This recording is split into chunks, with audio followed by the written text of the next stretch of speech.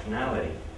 While it is not really the chief purpose of my paper to explore the deeper complexities surrounding Weimar's colorful cast of scientists, or even mad scientists, and there are other papers featured on the conference program which will spend more time examining this topic, and we've already gotten a taste of what that might entail, I do wish to make at least passing reference by way of introduction to the general significance of such figures, for they reveal not only those anxieties and fantasies which were endemic to the era, but also a host of other concerns which would transcend the period and go on to define subsequent variations.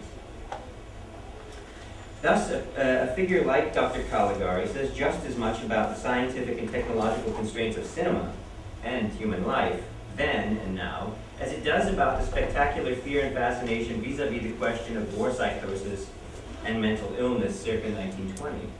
Similarly, the visual style of the period, the staging, composition, and use of space occupied by mad scientists and others, will continue to be cited and recycled over time, both by American and non-American directors alike. Taking the unusual career of Austrian-born émigré filmmaker Edgar G. Ulmer as the primary subject of my analysis, I would like to present an examination of a filmic trajectory from horror to science fiction, paying close attention to how a director like Ulmer continues to recast the figure of the mad scientist in its Weimar, or really, let's say, phantom Weimar mold. And I say phantom because the link to the tradition of German cinema between the wars is largely imagined, or an émigré's homage of sorts, and pitched to the sensibilities of an American audience. The course of analysis will begin with Ulmer's contribution to the universal horror cycle, The Black Cat of 1934, his first, and also his last, big studio picture that he directed in the United States, and will follow with Ulmer's later low-budget, or really no-budget, forays into science fiction, starting with The Man from Planet X, 1951, and leading up to a pair of second-bill midnight movies he shot in Dallas, Texas in 1959 on the abandoned grounds of the 1936 Texas State Fair. First, The Amazing Transparent Man and Beyond the Time Barrier, both of them released in 1960. The larger framework from which this analysis is extracted, and this is very much a work in progress, is my full-scale examination of Ulmer's professional life and career, called, at least for now, tentatively called Perennial Detour, the Cinema of Edgar G. Ulmer. And if I can just make a shameless pitch, an extract from that project will be appearing in the upcoming issue of Cinema if you're curious about Ulmer's larger career, since I won't be able to detail everything here today. There too, I attempt to track the various turns in Ulmer's aesthetic development alongside his choice of subject, his basic career path and all its detours, as well as his initial training in Vienna and Berlin. In the following analysis of Ulmer's mad scientist, these kinds of considerations will also enter into the discussion.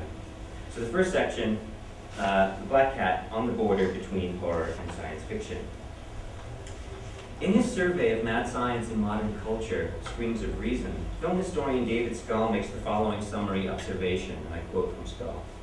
The mad scientist wears many faces. At his most malignant, he looks like Boris Karloff, Bela Lugosi, or Vincent Price. In a less intimidating guise, he is the bumbling, buck-toothed Jerry Lewis, or later Eddie Murphy in The Nutty Professor. At his most ambiguous, he looks like Albert Einstein. A prototype outsider shunted to the sidelines of serious discourse, to the no-man's land of B-movies, pulp novels, and comic books, the mad scientist has served as a lightning rod for otherwise unbearable anxieties about the meaning of scientific thinking and the uses and consequences of modern technology. The comments that Scull, end quote, the comments that Scull offers seem particularly germane to the professional path of Ulmer. Although Ulmer had arrived in the United States already in 1924, initially brought over to help stage Max Reinhardt's colossal production of The Miracle here in New York at the Century Theater, his own first break would not occur for another decade, after serving as a set designer for Murnau, credited on Sunrise and Taboo, working in Fox Studios' art department, and shuttling back and forth between Europe and America throughout the late 1920s, undertaking, among other projects, Reinhardt's production Die Verbrecher. There he was, again, a set designer working with Rokus Friese on Die Verbrecher at the Deutsches Theater in Berlin in 1928, and also the by now legendary collaboration in Menschen am Sonntag, where Omer picked up a co-director's credit in 1929. I guess I should say it's somewhat disputed co-director's credit, but a co-director's credit nonetheless. Written by Omer and American screenwriter Peter Rurik, The Black Cat would afford the Austrian-born director the chance to revisit an aesthetic legacy that he had known, at least tangentially, from his childhood. As he once put it in conversation with Peter Bogdanovich, and I quote from Omer in one of his more boastful moments, "I was given free rein," it's free rein from Junior Lemley, Carl Lemley's son, who was then serving as chief of production while Carl Lemley was away in Carlsbad vacationing. "I was given free rein to write a horror picture in the style we had started in Europe with Caligari," end quote. Like many of the recently uprooted emigres who had decamped from Berlin to Hollywood in the 1930s, Omer was eager to claim that venerated heritage as his own.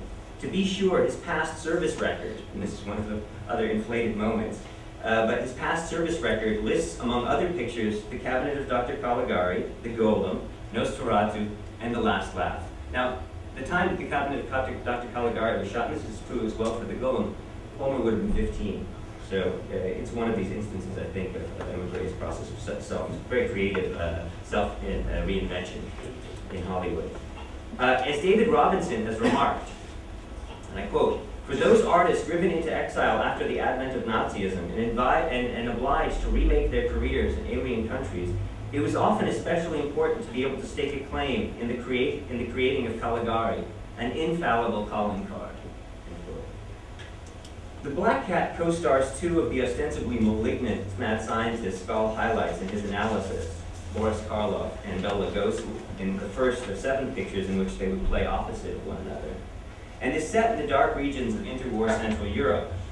Moreover, it boasts a veritable catalog of stock horror themes: sadism, shades of incest, revenge, murder, torture, voyeurism, Satan worship, all the things I look for in a good picture, and I'm sure you do as well. The plot revolves around the botched itinerary of a honeymooning American couple, Peter and Joan Allison, initially destined for a vacation resort in the Carpathian Mountains, an ill-fated destination as any viewer of Nosferatu, or for that matter, Todd Browning's Dracula, would surely know. And incidentally, David Manners, who plays Peter Allison, the groom, had just played Jonathan Harker in Todd Browning's Dracula, so I think that the audience's mind was marked by that role. They end up caught in the middle of a feud between 2 European monsters, or mad scientists of sorts. Karloff plays the self-proclaimed famous Austrian architect and engineer, Hjalmar Potzig, no doubt a clear allusion to Hans Potzig, and of course the Bauhaus-style masterwork which he creates, perhaps even further referencing this architectural significance of Hans Potzig, not Hjalmar Potzig, sits perched above the former trenches and artillery depots of the First World War. There to settle an old score with Potzig, Lugosi plays the traumatized Hungarian psychiatrist Vitus Verdegast, a man who has spent 15 years in a prisoner of war camp and who is determined to avenge himself of the betrayal he experienced at the hands of Potzig during battle. The sequence I've chosen to show follows Potzig and Verdegast into the bowels of the former fortress, to the crypt where Potzig has the corpse of Verdegast's dead wife preserved behind glass. In this scene, if it hasn't yet already become established for the audience, Potzig's credentials as mad scientist are laid bare.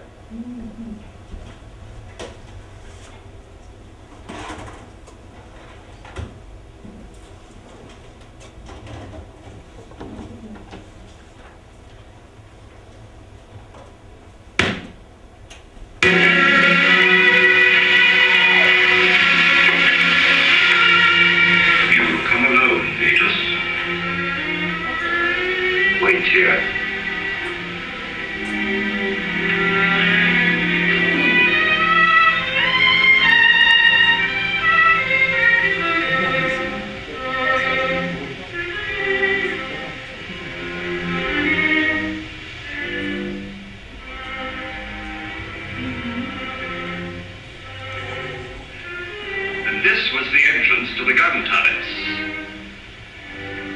Don't you recognize it?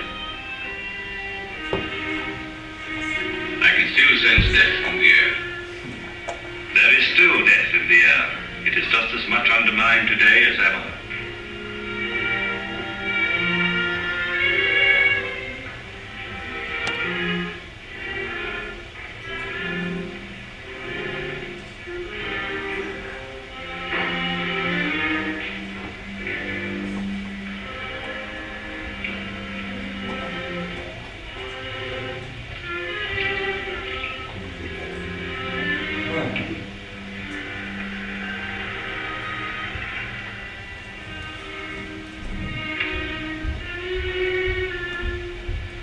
This is the old chart room for the long-range guns. The guns are gone, but the charts are still here.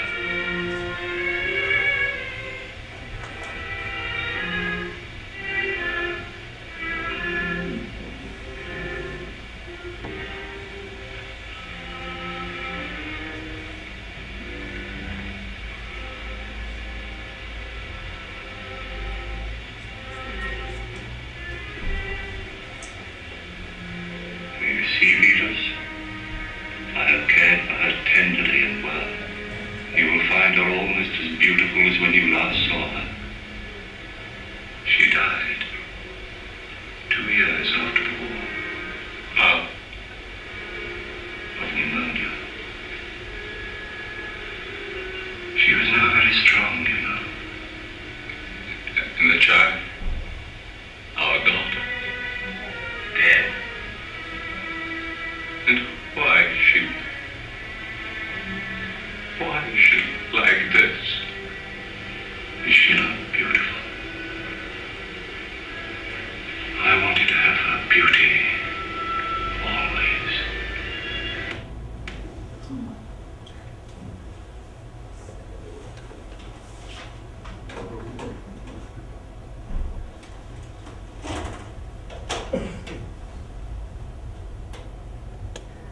Writing his philosophy of horror, Noel Carroll talks about the figure of the mad scientist as a main source of what he calls the overreacher plot in horror and science fiction film. According to Carroll, I quote, "The overreacher plot is concerned with forbidden knowledge of either the scientific or magical sort.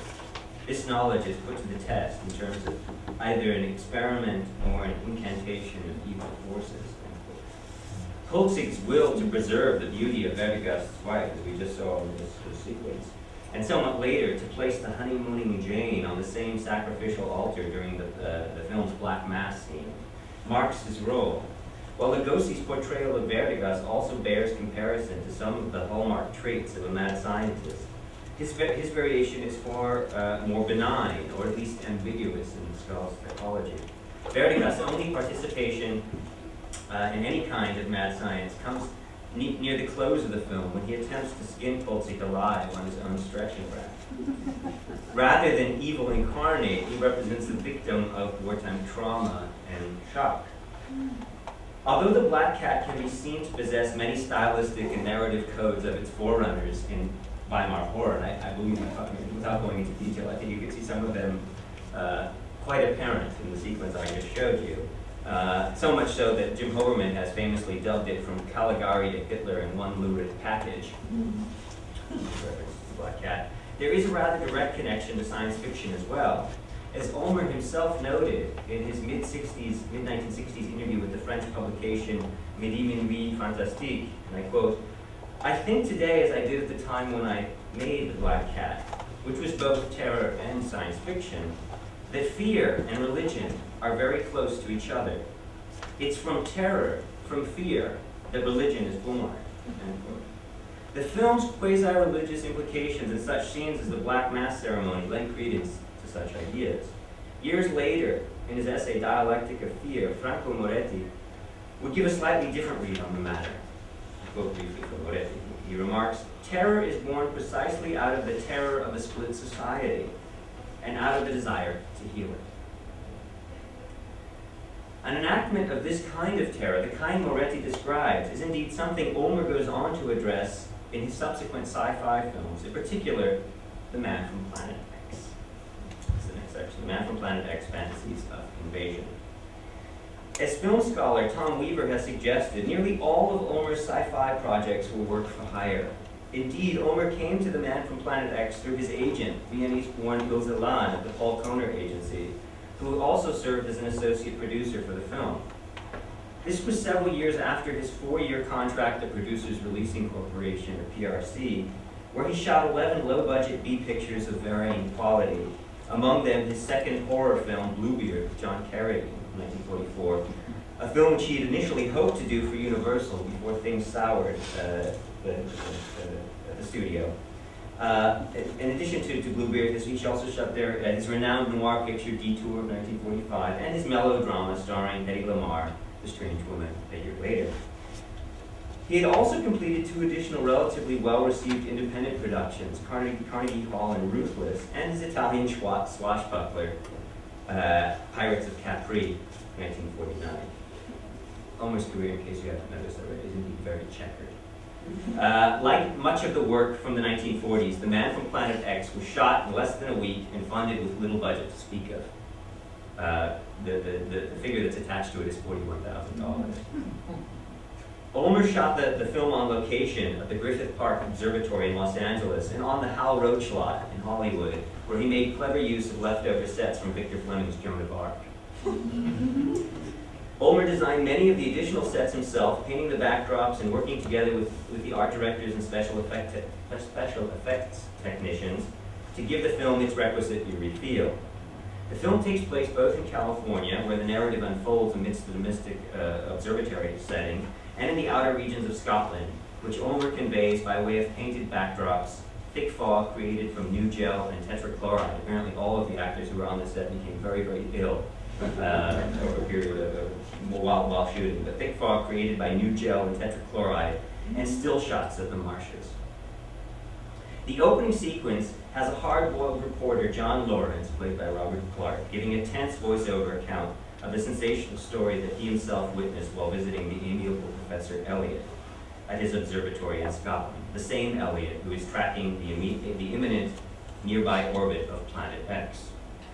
And I think this is really where film noir and science fiction become unexpected bedfellows. However, Lawrence is not the only one to visit Professor Elliot. An unsavory, shifty former student, who goes by the name of Dr. Mears, is also present, as is Elliot's young daughter, Eve, when the spaceship from Planet X suddenly arrives on the scene. Invasion fantasies were, as David Scull points out, not at all uncommon in Hollywood films from the 1950s, certainly not science fiction films from that era.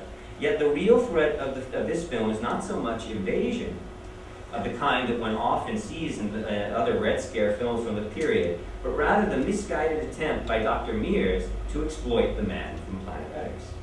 The clip I will now show demonstrates Dr. Mears' pivotal moment as mad scientist, or perhaps as overreacher, as Noel Carroll might call him, as the 3 men, Mears, Professor Elliot, and Lawrence, attempt to communicate with the robot.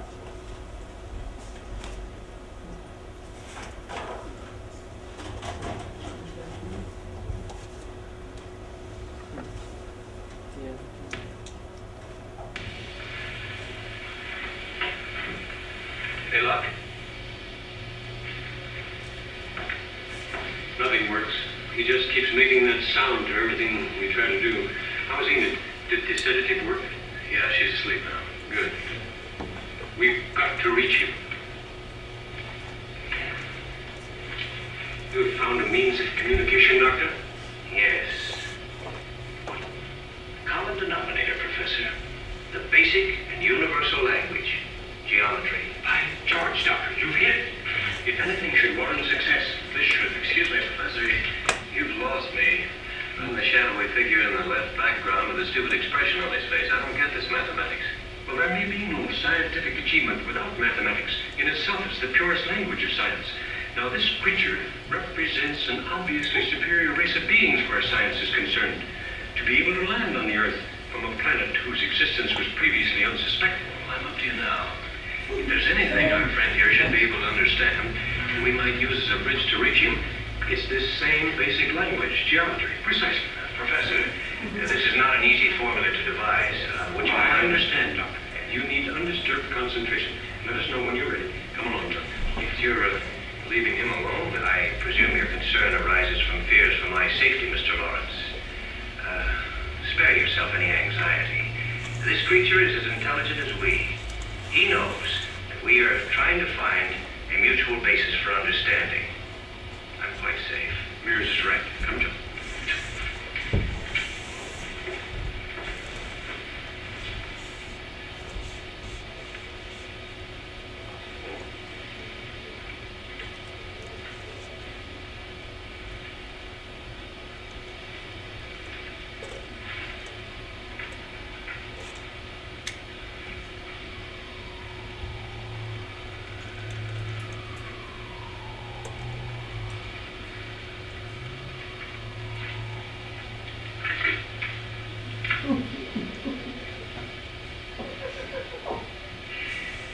I'll have the world in my pocket. With your help.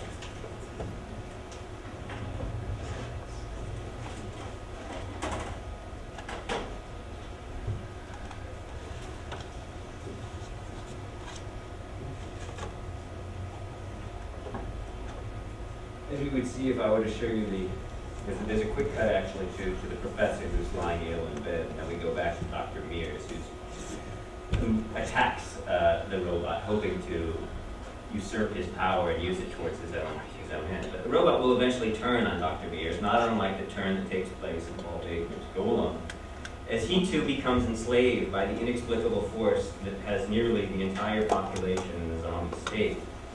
The terror of a split society, as Moretti conceives of it, and the need to heal that split is the driving force of the remainder of the film. After the man from Planet X turns on the villagers, and we should note, prior to Mears' hostility, and that's in the subsequent scene here, he makes only benevolent gestures, the kind of gestures we just saw. Gestures of reconciliation towards a kind of joint human understanding, world peace, etc. We should note that prior to Amir's hostility, he makes only benevolent gestures toward the earthly inhabitants he encounters. Yet after that, there is a gulf wedged between those who are enslaved to the robot and those who, like the reporter John Lawrence and the local constable, as well as the detectives from Scotland Yard, who soon depend upon to town, are able to keep from being enlisted in the army of zombies. Mears and the robot will eventually be killed off, as pretty much any horror template would dictate, while the professor, Enid, and the villagers are spared destruction. Like other Ulmer films from the period, the mise-en-scène, as you witnessed just moments ago, is rather spare, with very few technical flourishes. Even the robot's mask is quite primitive and understated. And Ulmer, who is known for a kind of deranged sense of humor, is said to have once referred to it while on the set as the douchebag from space. Given the film's heavy reliance on simple aesthetic and narrative touches from what might be considered a Weimar-era bag of tricks, for instance, the painted sets, the great emphasis placed on inanimate objects, on atmosphere, mood, and composition, Bill Crone has called the picture the man from Planet Warnow. Another critic has gone so far as to suggest that it is as if the gods from German cinema had come down and breathed fiery life into this cartoonish UFO picture. What is most important is that Ulmer seems to draw on a visual lexicon, not to mention the tricks, of a past era as a means of enhancing, or really perhaps simply eking out, a contemporary genre picture. We continue along the line of science fiction. The next section is The Amazing Transparent Man, Moral Dilemmas, and Nuclear Threats. Within an extremely tight time frame of little more than 14 days, in April of 1959, Ulmer shot 2 independent sci-fi flicks in Dallas, Texas. The first of these, The Amazing Transparent Man, treats the fantasy of a top-secret experiment in rendering human life invisible. Famed safecracker Joey Faust, yes, that is really his name, Faust, is assisted in a prison breakout only to be used by the evil-minded Major Paul Krenner. Not quite Mephisto, but not a far cry from him either, a former military man who suffers from delusions of grandeur in his scheme to assemble an invisible army. Faust does not exactly sell his soul, but he does become part of an ongoing experiment conducted by Dr. Peter Ulof, played by Russian-born actor Ivan Trisol, a man who has, as he tells us, had his soul, which is to say his daughter, robbed from him, and therefore has no choice but to perform his functioning in Krenner's laboratory experiment. As long as his daughter is held hostage, he has no freedom to disengage himself from this morally dubious and highly dangerous project. The clip I've selected describes the scientific process of the experiment using a guinea pig as its subject. And incidentally, I should mention that at least one critic has read the act of rendering oneself invisible as an indirect commentary on Homer's own invisibility in the Hollywood studio system. I'm going to just show this. 5 minutes, it's a bit long. Should give you an idea of the full implications of the experiment. Wouldn't want to spare you that.